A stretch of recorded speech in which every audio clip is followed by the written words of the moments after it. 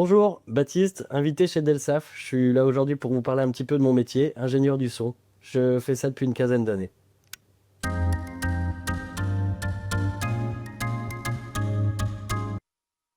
Baptiste, la différence entre un son enregistré à la maison et un son capté en studio pro. Un son capté en studio pro, on sera sur des niveaux de qualité qui sont bien supérieurs puisque déjà on va être dans des locaux qui sont propices, c'est-à-dire des locaux qui sont insonorisés, qui nous coupent des bruits extérieurs et de toutes les résonances qu'on peut avoir. Et en général, on a aussi du matériel bien plus performant, c'est-à-dire qu'on ne s'enregistre pas avec le téléphone, on s'enregistre avec des micros professionnels, avec des tables de mixage. Avec tous des éléments professionnels qui nous permettent d'avoir un résultat bien plus qualitatif qu'à la maison avec simplement du matériel de streaming qu'on peut trouver un peu facilement qui donne des résultats à hauteur des espérances.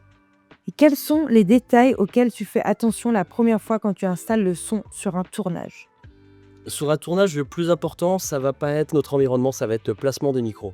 Le placement des microphones, il est extrêmement déterminant puisque si on va mettre des microphones trop loin ou inadaptés au studio, on n'aura pas un résultat correct. Avoir une capsule de microphone bien choisie et bien placée, c'est la base d'une captation sonore réussie.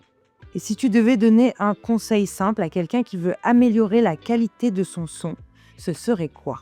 Il faut faire attention déjà, comme je viens de le dire, à l'environnement dans lequel on va choisir de faire ses prises. Faire une prise dans la rue, ça peut être un parti pris, mais on va être dépendant de tous les sons extérieurs. S'isoler dans un local, choisir des sources, des sources proches, des microphones qui sont proches de la bouche des intervenants, ça va vraiment être les choses qui vont différencier une captation professionnelle d'une captation amateur.